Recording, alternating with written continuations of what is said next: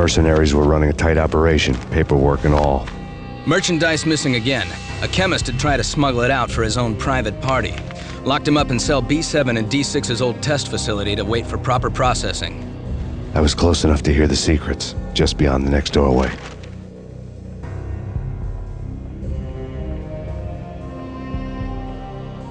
I had taken on the role of the mythic detective, Bogart as Marlowe, or as Sam Spade going after the Maltese Falcon to unravel all the mysteries. Following a path of clues to that final revelation, even if it would take me down to the cold, cavernous depths of a grave. There was an old army bunker under the steel mill. I knew the military plaque on the floor. I had seen 1,000 variations of the insignia on crumbling brick walls everywhere in the city. The sword replaced by a syringe. Project Valhalla, V for Valkyr, V for Valhalla. All of a sudden it read like a crackpot conspiracy theory. Top secret. Project Valhalla. U.S. Army. Yggdrasil Network. Valhalla, the otherworldly place in Norse mythology where the bravest heroes spent their afterlife feasting and fighting forever, their wounds miraculously healed night after night. Valkyr, the maidens who chose the most courageous Viking warriors and carried them to Valhalla. 1991. The research objective is to create a chemical substance to enhance the stamina and morale of infantry troops. 1995. Results unsatisfactory. Project cancelled. Someone had decided to continue the sick experiment unauthorized. Project compromised. Data leak. Fix the damage by any means necessary. Security clearance red. Authorized by the project lead. Field test. Double the dosage for all the remaining test subjects. Observe and record the subject's behavior in an urban setting. The drop-off point was my old address in New Jersey. The file dated 3 years ago. Just when you thought you had reached the deepest depths of horror, it suddenly got worse. How to turn off that small voice inside your head that started to whisper that you should be glad that now, if not before, your revenge was justifiable on any conceivable moral scale. That small voice proved, beyond any doubt, that I was damned. You piece together a jigsaw and the final picture is you finishing that same puzzle. A mad, green-eyed killer standing behind you. An urban legend come true. The Project Valhalla test subjects had been the mad junkies who had murdered my loved ones. The rest was simple body count math. It all pointed to her. Ms. Valkyr. The factory went up in a fiery inferno behind me. All my leads were dead, turned to smoke and dust. I had lost my way. I hadn't slept in a million years.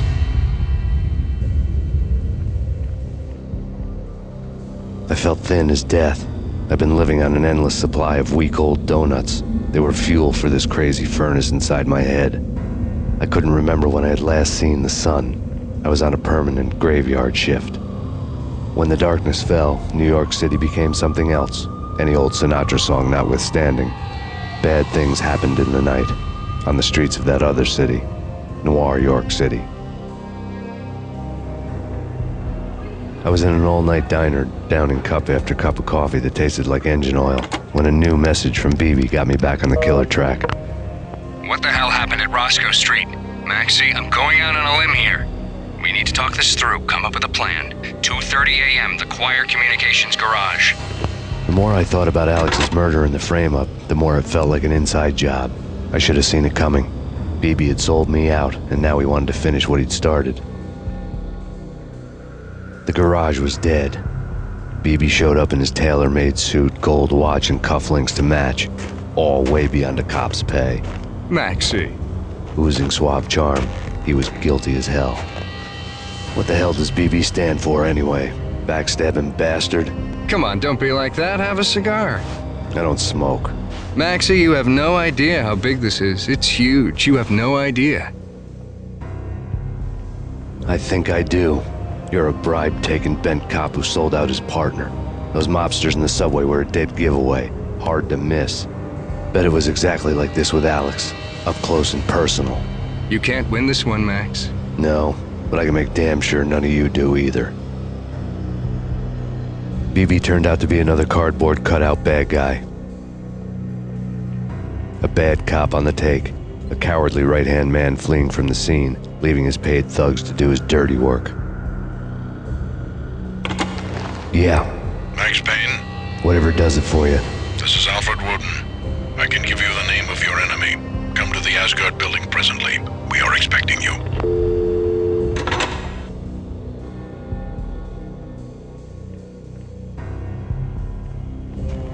Woden was waiting for me on the steps of the old building. Mr. Payne, let's go inside. The others are anxious to begin. The others?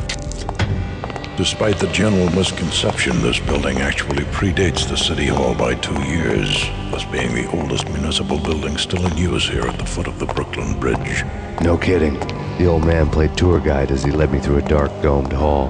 The answers I was after loomed large ahead. Mr. Payne, I would like to introduce you to my colleagues in what we call the Inner Circle. You've been watching too much X-Files. You have seen the files on Project Valhalla. We can fill the gaps, provide you with the information missing from those files. We were all involved in the early stages of the project during the Gulf War. What's the catch? We would very much like to blow this thing wide open, but our hands are tied. Her name is Nicole Horn. She was the key figure in Project Valhalla. When the funding was discontinued, she simply refused to quit. She knew exactly what she had in her hands. Nicole Horn is the president of Acer Corporation. She has more than half the city in her pocket. This must be kept under wraps. If you try to go public with this, we will deny any knowledge. We need you to take her out. Afterwards, we can protect you. Make all the charges go away. That was the cue for the killer suits to kick in the doors and swarm inside. It was an impressive floor show, but I decided to leave early anyway. It was only a one-story fall. Lucky me. On screen, the so-called corpse of Alfred Woden stood up, miraculously waking from his dirt nap, looking smug among his dead pals. In the land of the blind, the one-eyed man is king. I didn't know how he pulled it off, but it was a pretty slick way to get out of all his promises. Most of what he had said fit too well to be a load of crap. And what is your answer to those saying that he is actually providing a service long overdue to the city? This crusade nonsense has gone too far. He's out of control. It must stop. He will be stopped. That was Deputy Chief Jim Bravura from the New York City Police Department. Nicole Horn had blackmailed the Inner Circle into silence. The tape came with a curt extortion note on a piece of expensive paper. I remembered Candy Dawn taping her clients in action on the side, selling the tapes to the highest bidder. I was sure that kinky sex was nowhere near Alfred Woden's worst sin. But I had a feeling that when this was over, any collateral would come in handy. Nothing seems to stop Acer Corporation's phenomenal victory march. Incredibly, the stocks are still rocketing. Worried experts already see a danger in the company's success. Some have gone as far as to say that Acer Corporation is about to become an even bigger monopoly than Microsoft ever was. Woden had taken care of my mission preps with military precision. The critical areas in the Acer Corporation headquarters blueprints were circled in red. The president's office was at the top of the building, right below her penthouse suite. The elevators were controlled by a security computer, part of the mainframe located underground below the building. The high-rise was sealed as tight as a sci-fi fortress.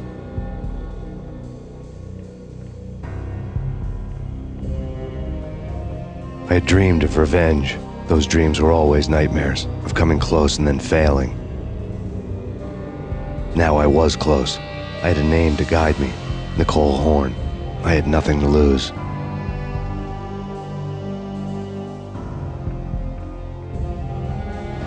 Mine wasn't the most original approach to the problem. It wasn't as if it hadn't all been done before. An eye for an eye, the first principle of revenge. Old as dirt, still going strong. The cardinal rule in going after someone with an intention to kill was not to make it personal, which it almost always ended up being anyway. It did with me. I took my time, cruising around the city in the snow. There was no hurry. I knew what I had to do now. I took my time, thinking about it, building up the rage. When I was ready, I parked the stolen wheels at the front entrance of the Acer Corporation headquarters. Got out, got in, got cracking. I had a bullet with Nicole Horn's name on it. I had 10,000 bullets with the hag's name on them. She had ultra-high-tech security systems, enough mercenaries and weaponry to start World War III. There was no fear. New York disappeared behind a veil of snow. I had crossed the threshold. This was her domain, sleek and sexy and soulless, all glass and steel. A place of color-coded security keycards, metal detectors, and surveillance systems. Colder than a walk-in fridge. Cold as a gun.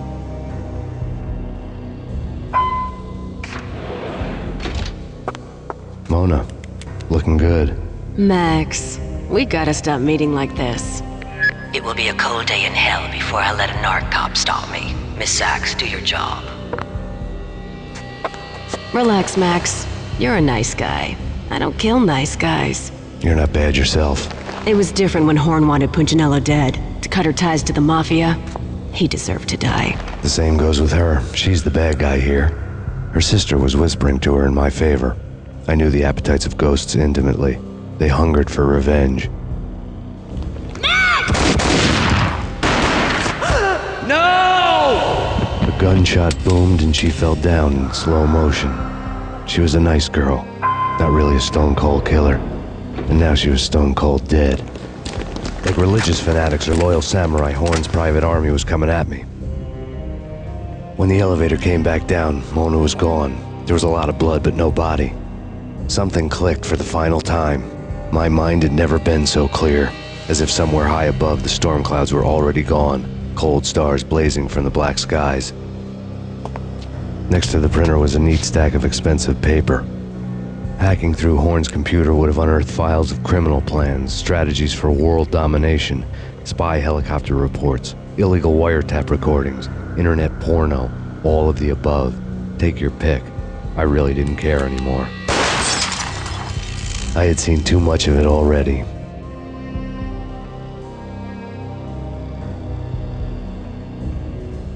Valkyr had been meant to be a white-winged maiden that would lift you to a warrior's heaven, but it turned out to be a one-way demon ride to hell. The devil was in the drug. I knew. I had met him.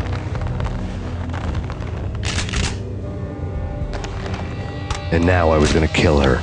The queen of the underworld who had tried to lift herself a bit closer to heaven with her drug money. No begging, no bribes. She knew better. Honor among killers. We who were about to die. Both of us knew how this would end, in pain and suffering. All this because your wife stuck her nose into things that were none of her business. The cops were coming to take me away. The sirens were like a bad conscience I couldn't shake. It's ridiculous you've made it this far. You won't be alive when they get here.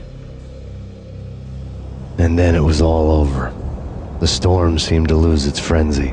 The ragged clouds gave way to the stars above.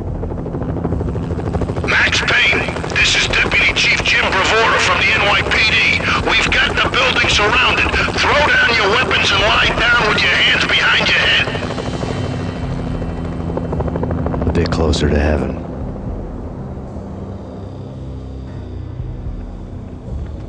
The cops' voices were distant and muted. Freeze! NYPD! Hold it right there! My ghosts released me from their haunting.